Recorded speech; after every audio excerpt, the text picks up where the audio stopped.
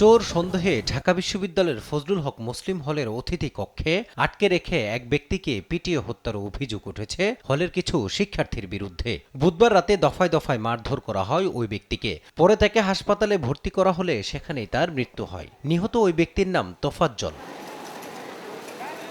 হত্যার ঘটনা সম্পর্কে প্রক্টর অধ্যাপক সাইফুদ্দিন আহমেদ বলেন, ঘটনাটি অনাকাঙ্ক্ষিত ও দুঃখজনক। ঘটনা তদন্তে কমিটি গঠন করা হয়েছে। তদন্তে যাদের নাম আসবে তাদেরকে বিশ্ববিদ্যালয় থেকে বহিষ্কার সহ বিধি মোতাবেক ব্যবস্থা নেওয়া হবে। চেষ্টা করছি যে কোনো পরিস্থিতিতে যে কোনো ঝুঁকি নিয়ে কাজ করতে।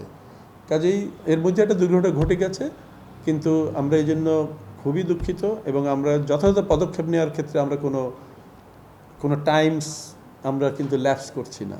বিশ্ববিদ্যালয় ইতিমধ্যে শাহবাগ থানায় একটি মামলা রুজু করেছে। সেই মামলার রুজু অলরেডি হয়ে গেছে এবং আমি এইমাত্র আসার আগে ডিসি ক্রাইমের সাথে কথা বলেছি।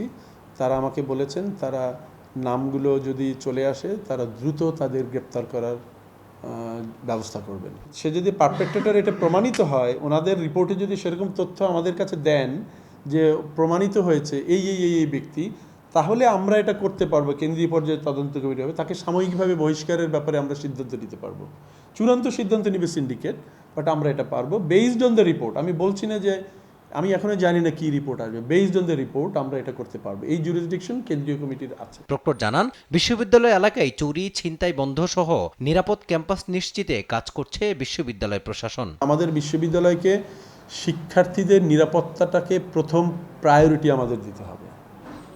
ছিনতাই হচ্ছে, আমার এই চাকরির বয়স 3 সপ্তাহ, এর মধ্যে 3-4টা ছিনতাইয়ের ঘটনা, মেয়েদের উপরে এই নেশা করে বসে থাকে ভ্যাগাবন্ড, তাদের আক্রমণ, এগুলো সামাল দিতে। সো আমাদের একটু এর জন্য আপনাদের সহায়তা লাগবে। আমাদের দীর্ঘদিন একটা চর্চা চলে আসছে এবং আপনারা জানেন গত 2.5-3 মাস ধরে বিশ্ববিদ্যালয়ের অভিভাবকহীন ছিল।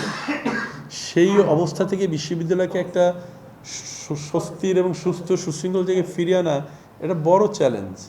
মানে আমরা এই চ্যালেঞ্জটা নেয়ার দুঃসাহস দেখিয়েছি।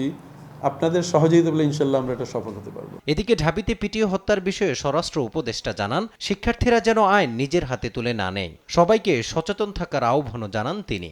একজন অন্যায় করলে তার আইনের হাতে সোপর্দ করেন, কিন্তু এই আইন তো আপনার হাতে তুলে নেওয়ার কারো কিন্তু অধিকার নেই। আইনের হাতে তাকে সোপর্দ করতে হবে।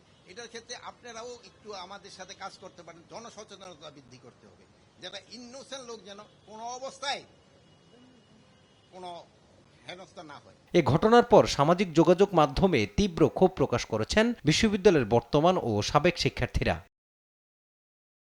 মাজহারুল ইসলাম, দেশ টিভি, ঢাকা।